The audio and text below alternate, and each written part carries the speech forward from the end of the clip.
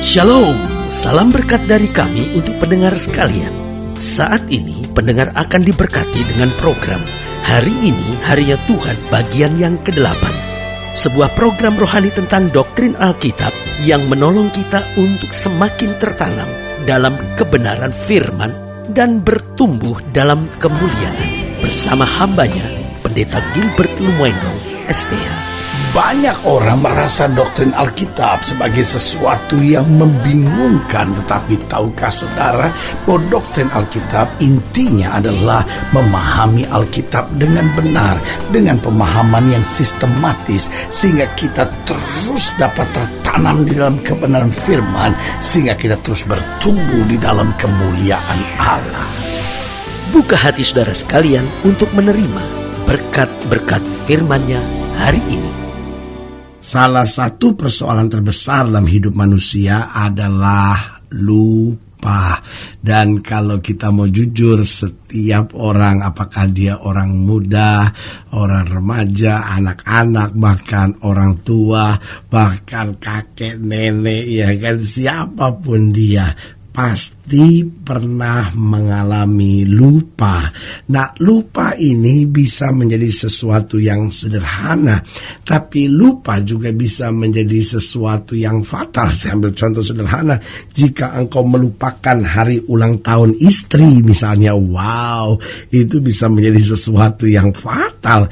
Mungkin buat sebagian orang karena memang dia dibesarkan dari keluarga yang tidak menganggap hari ulang tahun penting misalnya, ya kan. Dia juga kadang-kala lupa bahwa dia ulang tahun gitu, ya kan. Di dalam keluarganya terbiasa hal seperti itu misalnya. Sementara istrinya dari keluarga yang setiap ulang tahun pasti ada pesta, pasti ada surprise, pasti ada perayaan, ya kan. Nah, sehingga waktu pagi-pagi suaminya tidak bereaksi apa-apa di hari ulang tahun, wah, istrinya mulai berharap-harap cemas, ya kan. Surprise apa yang akan dikerjakan oleh suami saya? Sampai malam tidak ada surprise apa-apa. Dia yang surprise. Dia pikir ada kejutan, katanya dia yang terkejut. Ya ampun, suami saya lupa, ya kan. Wow, itu bisa jadi persoalan besar, ya kan. Di sekolah saja bisa jadi masalah ketika seorang anak lupa mengerjakan PR, lupa bahwa hari itu adalah hari ulangan umum misalnya, ya kan. Hari tesnya dia, wow, saudara-saudara, bisa berakibat fatal. Nah, dalam kehidupan juga banyak hal yang seringkali kita lupakan. Ada orang-orang yang lupakan komitmennya, ya kan. Dalam rumah tangga, suami sudah berkomitmen, saya akan menjadi suami yang baik, ya kan. Istri akan menjadi satu-satunya, ya kan.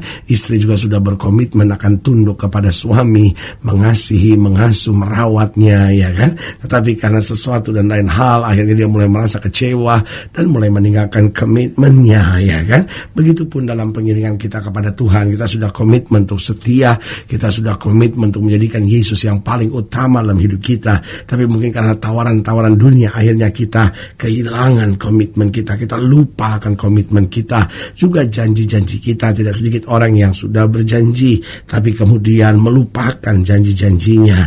Bahkan seringkali kita juga lupa hal-hal yang dahsyat yang sudah Tuhan kerjakan dalam hidup kita. Sampai kita bersungut, kita sepertinya lupa gitu. Allah pernah menolong kita, Allah pernah buat hal yang dahsyat dalam hidup kita. Dulu saya dikit lagi menuju pada kematian, tapi tangan Tuhan menolong saya. Dikit lagi saya tertabrak dengan truk misalnya, itu kesaksian saudara, tetapi tangan Tuhan menyertai saya luar biasa. Tapi apa yang terjadi? Seringkali kita lupa karya Tuhan yang dahsyat. Nanti kita ada masalah sedikit, ada persoalan sedikit, langsung bersungut-sungut, Tuhan kenapa enggak bela saya? Nah, kita juga seringkali lupa kebaikan-kebaikan orang dalam hidup kita. Mulai dari yang paling dekat dengan kita, orang tua kita misalnya, orang-orang yang dekat dengan kita, orang-orang yang mendoakan kita. Kita lupakan orang-orang yang pernah menolong kita. Seringkali kita lupakan. Nah, saudaraku yang kasih dalam Tuhan, dalam hidup ini harus kita mengerti bahwa lupa itu hal biasa, tapi jangan sampai lupa kita ini menuntun kita pada kehancuran. Tapi biarlah kita tetap ingat hal-hal yang benar, ingat hal-hal yang merupakan tanggung jawab kita, ingat komitmen-komitmen kita, ingat janji-janji kita, dan yang paling penting, kita ingat akan Tuhan yang telah luar biasa baik, luar biasa, menyelamatkan kita karena kasih setianya yang dahsyat. Haleluya. Selamat datang dalam program kita hari ini, Harinya Tuhan, sebuah program rohani yang kembali mengingatkan kepada kita betapa pentingnya kita menjadikan firman Tuhan sebagai dasar keseharian hidup kita.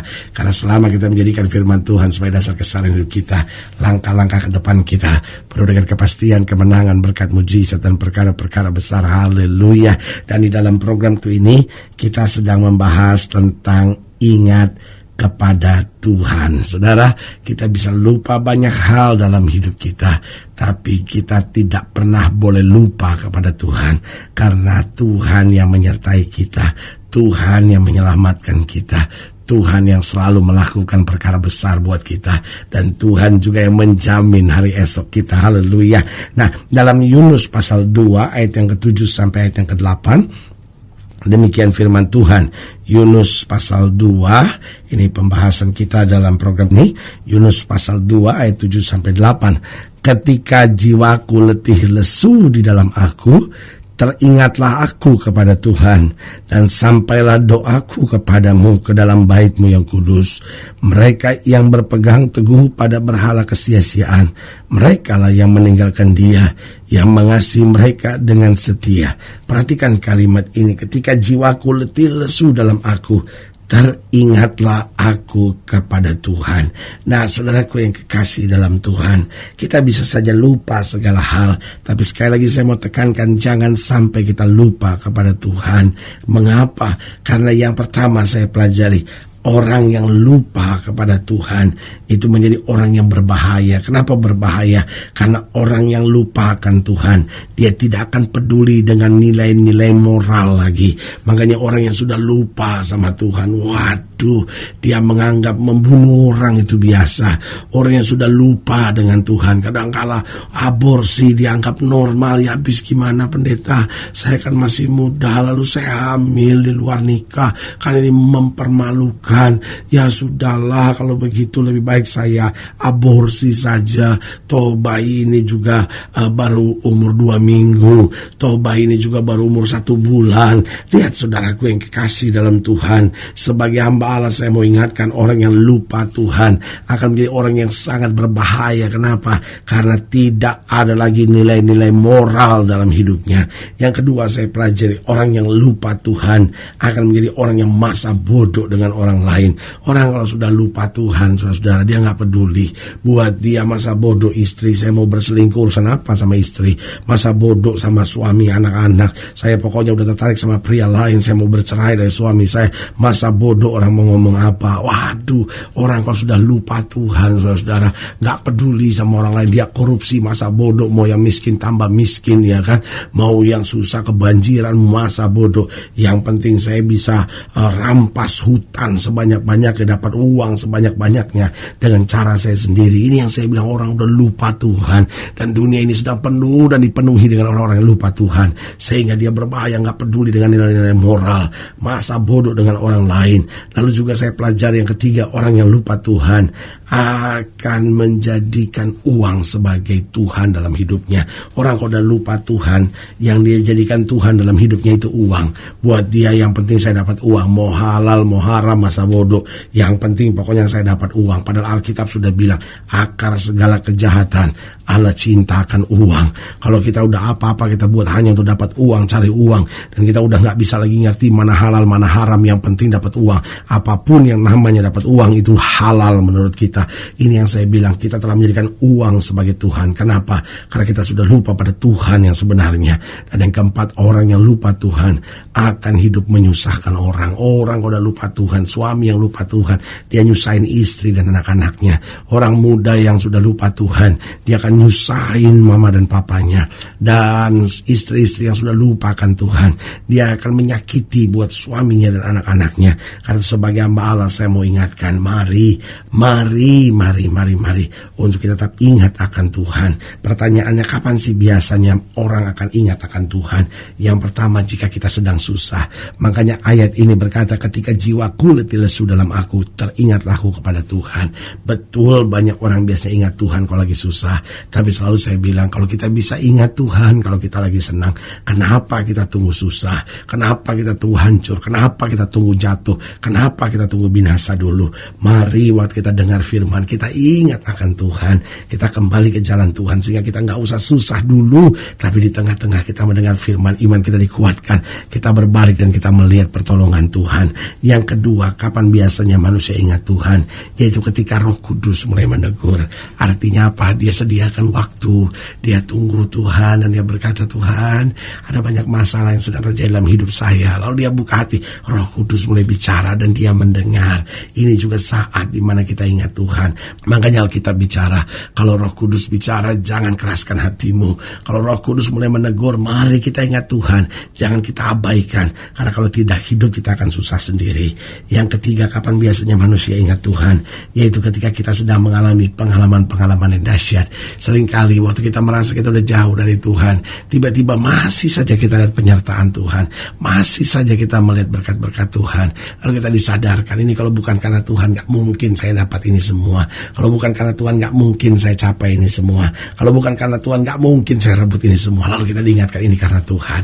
Jangan sombong, jangan merasa, ya tapi kan ini kan juga karena saya, ini kan karena saya. Akhirnya kita mulai menjauh lagi dari Tuhan. Kapan biasanya manusia ingat Tuhan? Yang pertama, jika kita sedang susah. Yang kedua, ketika Roh Kudus mulai menegur. Yang ketiga, ketika kita mengalami pengalaman-pengalaman yang dahsyat. Dan yang keempat, ketika kita mendisiplin diri kita untuk tetap beribadah kepada Tuhan. Ini yang perlu kita kerjakan. Kalau kita mau mendisiplin diri kita tetap beribadah kepada Tuhan, maka kita selalu akan mengingat Tuhan. Dan orang yang selalu mengingat Tuhan, dia tidak pernah akan turun. Dia naik dan melihat pengalaman-pengalaman yang dahsyat dengan Tuhan. Haleluya. Saudaraku yang kasih dalam Tuhan, jika saudara ingin dilayani lebih jauh, hubungi kami melalui telepon, hubungi kami melalui surat, kunjungi website kami. Karena kami ada untuk membawa Bapak Ibu saudara senantiasa lebih dekat pada Tuhan dan mengalami kasih kuasa mujizat yang luar biasa. Secara khusus melalui program ini juga saya mau berdoa buat setiap saudara yang sakit, setiap saudara yang berbau berat, karena saya percaya bahwa bagi Allah tidak ada perkara yang mustahil. Dan saudara yang didoakan secara khusus boleh taruh tangan kanan saudara di dada dan kita akan berdoa. Mari kita berdoa. Bapa, dalam nama Yesus, hamba doa buat yang sakit, hamba doa buat yang berbeban berat, hamba doa untuk setiap mereka yang sedang menghadapi masa-masa yang sukar, karena hamba percaya bahwa bagi Allah tidak ada perkara yang mustahil. Bapa, hamba berdoa di dalam nama Yesus, yang sakit Tuhan jamah, yang lemah Tuhan kuatkan, yang susah Tuhan hiburkan, bahkan mereka mulai melupakan Tuhan, mulai diingatkan kembali untuk bersandar hanya kepada Kristus. Di dalam nama Yesus kami berdoa, haleluya. Amin. Saudara yang kasih dalam Tuhan, kita sudah berdoa. Ingat, tidak pernah Allah lalai menepati janjinya. Ini saatnya buat kita untuk bangkit bersemangat, bersuka cita dalam menghadapi segala perkara.